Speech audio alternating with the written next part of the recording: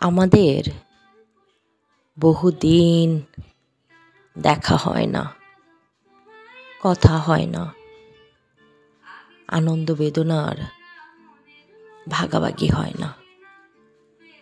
একদিন খুব বেশি হয়েছিল বলে বোধ হয় আজ আর একেবারেই কোনো কিছুই হয় না।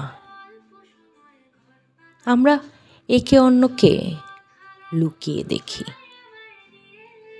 ফেসবুকে, সোশ্যালে। কে কখন অ্যাক্টিভ ছিল, কে কি শেষ পোস্ট করছে তার খেয়াল রাখি। মাঝে মাঝে রাত জেগে কবিতায় খোঁজাখুঁজি করি।